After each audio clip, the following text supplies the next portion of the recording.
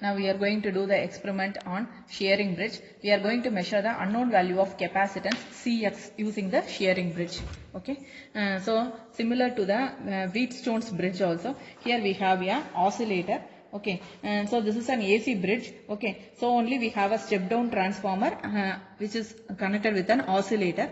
Okay, so here we have two pins A and B. Okay, so the A position is connected to the A position in the kit, and similarly A position in the kit, and the B position is connected to B position in the source. Source is nothing but an oscillator because it is an AC source. Okay, and you have to give the dotted line connections using the patch cords in R3 arm.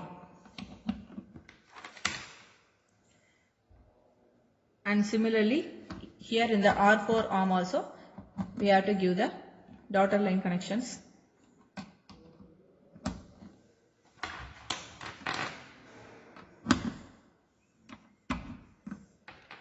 Okay, and in the C2 capacitor we have three ranges. 0.1 microfarads, 0.01 microfarads, 1 microfarads. I am going to select 0.1 microfarads. So I have to connect this in the bridge point itself. Okay. And since it is a AC bridge, instead of a galvanometer in the Wheatstone's bridge, here we have a detector. Okay. So across this detector, we have 2 points P and Q. So the P is connected to the P of the audio amplifier, and similarly the Q of the detector is connected to Q of the audio amplifier. Okay, when the bridge is not balanced, we will be getting a noise in the audio amplifier. Okay, when the bridge is balanced, the noise will get nullified. Okay, now we have to connect this unknown capacitor using a DCB, decayed capacitance box. Okay, so this unknown capacitor Cx,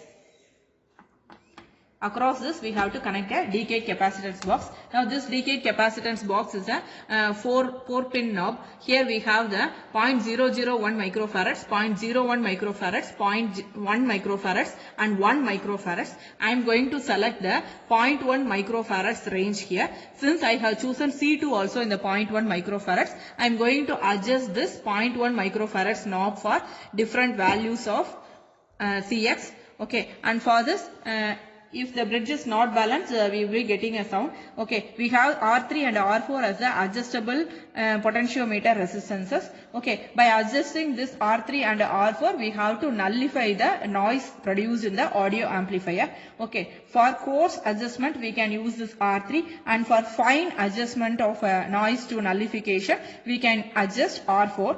Okay, after nullifying the noise, we have to measure the value of resistances R3 and R4 using a multimeter which is connected externally.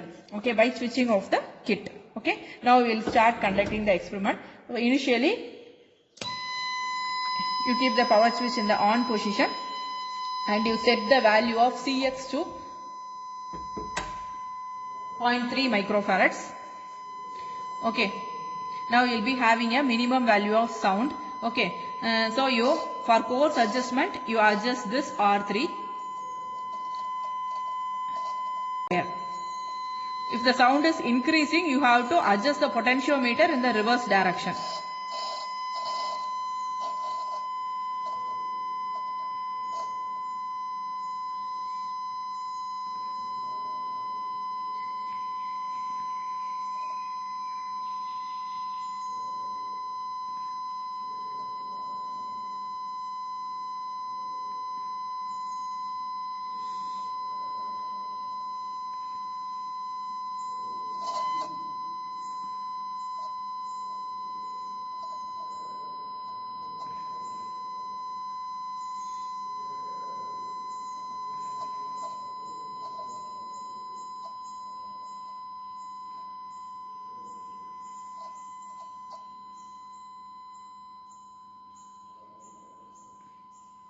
Now the sound is completely nullified, so the bridge is getting balanced. That means the across the detector the voltage will be 0. Okay, now you switch off the power switch in the kit. Okay, and you remove the dotted connections in the R3 and you externally connect the multimeter and measure the R3 resistance values.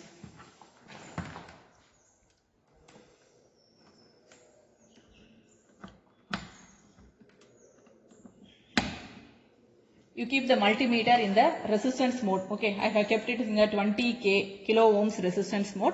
Okay, I am measuring the value of R3 as 0.48.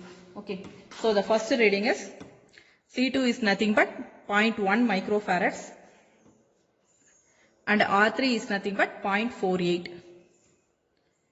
And the true value of Cx is also 0.3, which is observed in the decayed capacitance box. Now similarly, I have to remove the dotted line connections in the R4 resistance and I have to connect the multimeter across R4 and I have to measure the value of resistance. The value of resistance observed is 1.33. Okay. Now again I have to remove the multimeter connections and I have to give the connections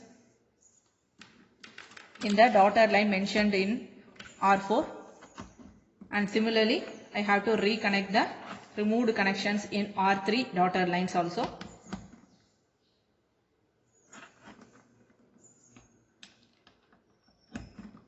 And you switch on the kit.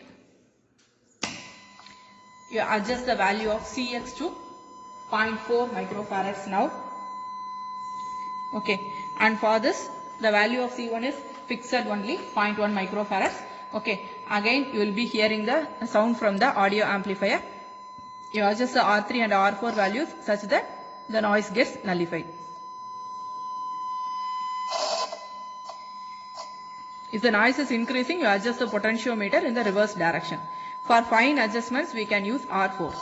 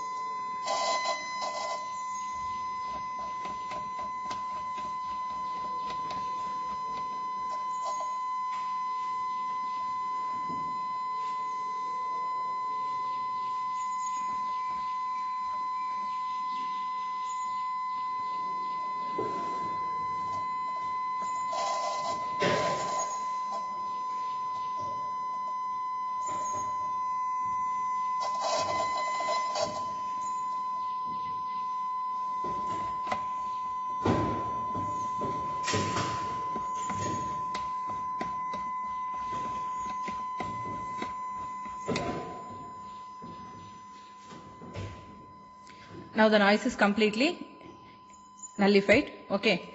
So after nullifying the noise, you switch off the power kit and you again measure the value of R3 and R4 resistance by removing the dotted line connections and connecting the multimeter externally. Okay. Likewise, you have to take 4 readings and you have to do the theoretical calculation for this unknown value of resistance. Okay. So using the formulas available, Cx is equal to R4 by R3 into C2. Using this formula, you calculate the theoretical value of capacitance. Okay, and you verify whether your theoretical value matches with the actual value or observed value or true value in the kit. Okay, so if both these values are one and the same, so you have successfully calculated the capacitance value using the Schering bridge. Okay, that's all. The experiment is over.